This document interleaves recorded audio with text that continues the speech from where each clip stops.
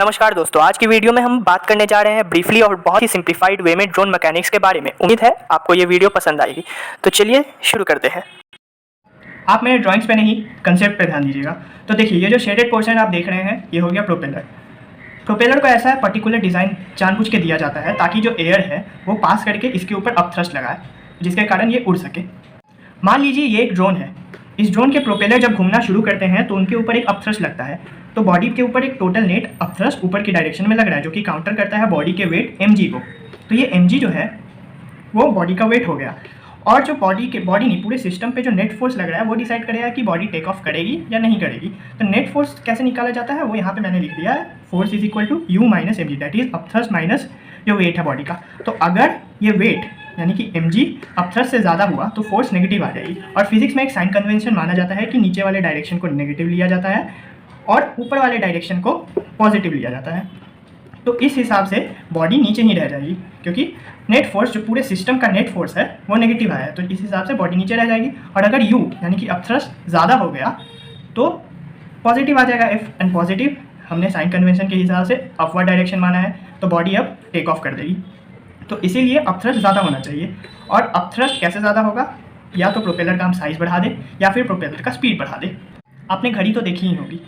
तो देखिए, घड़ी में क्लॉकवाइज और एंटी क्लॉकवाइज क्या होता है। ये जो घड़ी है, घड़ी के कांटे हैं, घड़ी के कांटे जिस तरफ घूमते हैं उस डायरेक्शन को हम लोग क्लॉकवाइज बोलते हैं, और उसके अपोजिट डायरेक्शन यानी कि इस तरफ को एंटी क्लॉकवाइज बोलते हैं। अगर आप ध्यान से ड्रोन को वीडियोज़ में देखेंगे तो आपको ये पता चलेगा कि ड्रोन के दो प्रोपेलर एक डायरेक्शन में घूमते हैं और दो प्रोपेलर अलग डायरेक्शन में घूमते हैं। मान लीजिए कि ये दोनों प्रोपेलर, जो डायगोनल वाले प्रोपेलर होते हैं वो दोनों सेम घूमते हैं, सेम डायरेक्शन में, और जो दूसरे डायगोनल वाले प्रोपेलर हैं वो अलग डायरेक्शन में घूमते हैं। मान लीजिए ये जो डायगोनल है, ये प्रोपेलर क्लॉकवाइज घूम रहा है, मतलब इस डायरेक्शन में, इस तरफ ऐसे। तो ये जो डायगोनल वाले प्रोपेलर हैं इसे अब एंटी क्लॉकवाइज घूमना पड़ेगा, ऐसे। ऐसा क्यों? तो चलिए मान लीजिए कि ड्रोन के चारों प्रोपेलर एक ही डायरेक्शन में घूमने लगते हैं। मान लीजिए इस डायरेक्शन में घूम रहे हैं, तब according to Newton's third law of motion every action has an equal and opposite reaction. तो क्या होता कि अब ये प्रोपेलर्स इस डायरेक्शन में घूम रहे हैं तो वो एक सेम फोर्स लगाएंगे इस ड्रोन पे अपोजिट डायरेक्शन में, यानी कि इस डायरेक्शन में, जिसके कारण ये ड्रोन अब ऐसे करके गोल गोल घूमने लगेगा एक ही जगह पे। कैसे? जस्ट लाइक अ फिजेट स्पिनर। मैं आपको दिखाता हूँ। मान लीजिए कि ये एक ड्रोन है। अब ये ड्रोन लैंडिंग में है, अब ये टेक ऑफ किया। टेक ऑफ करने के बाद ये हवा में है, देख लीजिए। हवा में जाने के बाद एक किसी पोजीशन पे जाके अभी इसके सारे प्रोपेलर एक ही डायरेक्शन में घूम रहे हैं, ठीक है। तो अब ये ड्रोन क्या होगा, ऐसे ऐसे गोल गोल घूमने लगेगा, एक ही जगह पे खड़े खड़े ऐसे ऐसे स्पिन करने लगेगा। तो इसीलिए जो प्रोपेलर्स होते हैं उनको अलग अलग डायरेक्शन में घुमाया जाता है। देखिए, इसे डायगोनल कहा जाता है। ये हो गया एक डायगोनल और ये हो गया दूसरा डायगोनल। तो मान लीजिए इस डायगोनल के दोनों प्रोपेलर, ये और ये दोनों मान लीजिए इस डायरेक्शन में घूम रहे हैं, दैट इज एंटी क्लॉकवाइज। तो इस डायगोनल के दोनों प्रोपेलर्स को क्लॉकवाइज घूमना पड़ेगा। इससे क्या होगा कि ये वाले डायगोनल फोर्स लगाएंगे ड्रोन के ऊपर, क्योंकि ये एंटी क्लॉकवाइज घूम रहे हैं तो ये क्लॉकवाइज डायरेक्शन में फोर्स लगाएंगे, यानी कि ऐसे। और ये वाले डायगोनल क्योंकि क्लॉकवाइज डायरेक्शन में घूम रहे हैं तो ये एंटी क्लॉकवाइज डायरेक्शन में फोर्स लगाएंगे, ऐसे। तो जो ड्रोन पे नेट फोर्स होगा वो कैंसिल आउट हो जाएगा, ये देखिए ऐसे करके। तो ये कैंसिल आउट हो जाएगा दोनों, और ड्रोन पे जो नेट फोर्स होगा वो जीरो हो जाएगा, जिसके कारण ये ड्रोन गोल गोल स्पिन नहीं करेगा। ये तो हो गई टेक ऑफ की बातें। अब चलते हैं और जानते हैं कि ड्रोन आगे पीछे मूव कैसे करती है।